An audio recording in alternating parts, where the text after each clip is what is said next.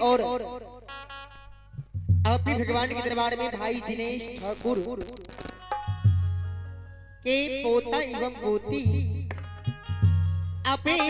भाई दिनेश ठाकुर के पोता एवं पोती बाबा धीमराज के दरबार में आपे अंकुश कुमार एवं आयुष कुमार एवं आयुषी कुमारी एवं आयुष आर्यन कुमार, चारों भाई बहन मिलकर बाबा धीमराज के दरबार में 51 रुपए के दान आए हैं। इन चारों बच्चे को मां सरस्वती बल बुद्धि विद्या की भंडार दे, भोला बाबा भंडारी को भरे रखे। दानी की जय हो, दानी की माता पिता की जय हो, दादा दादी की जय हो, उनके समस्त परिवार की जय हो।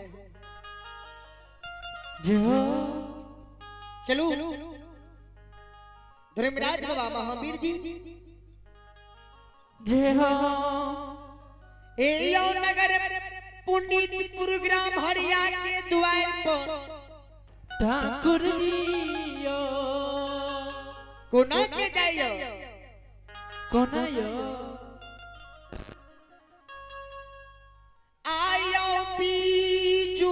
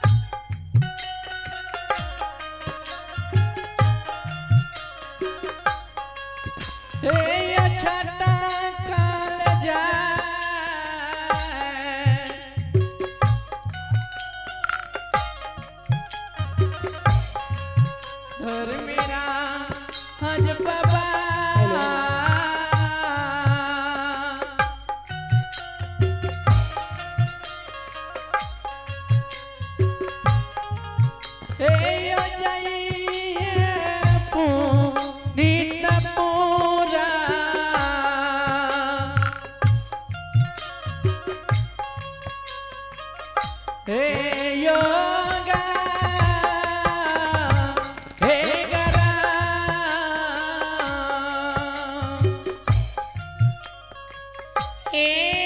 ठाकुर जी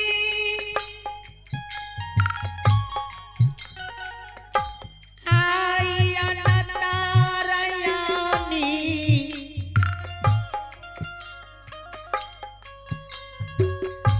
मालिक गोसाई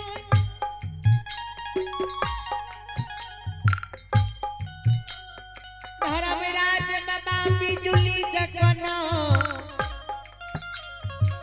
छठकल नगर पुनीत प्रोग्राम हरिया के द्वार पर जा रहल है आयो ये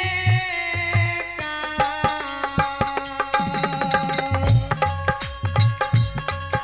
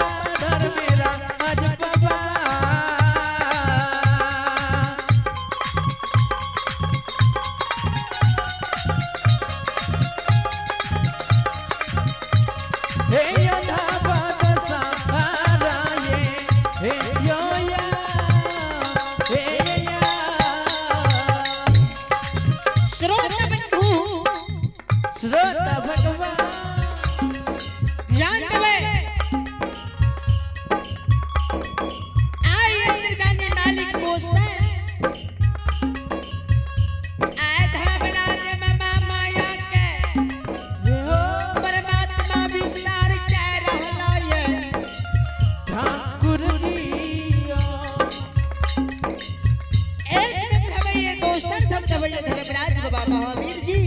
भगवान आयो ते सारे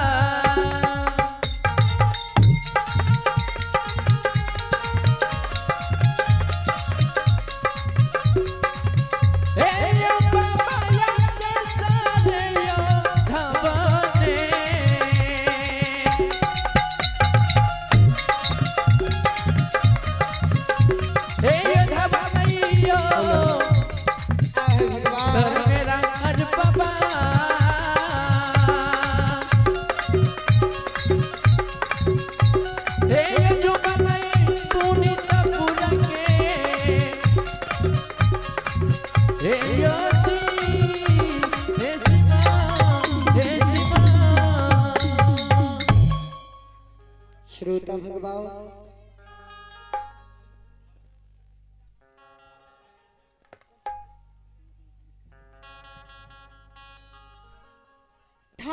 ठाकुर जी हो धर्मराज बाबा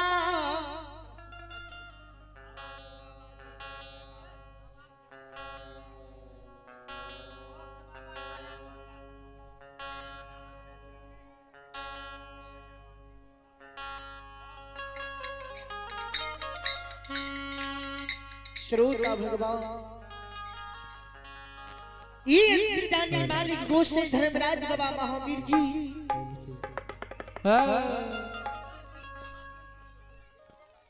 एक धाम धमैये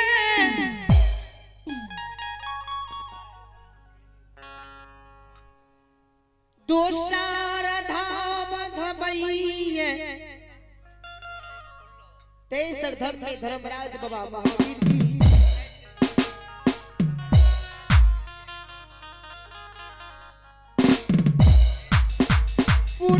पुनीतपुर के सीमान पार पहुँच गेलैया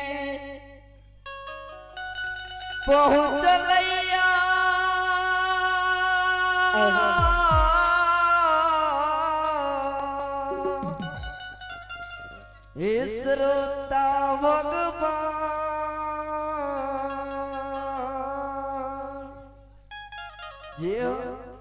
धर्मराज बाबा महावीर जी ये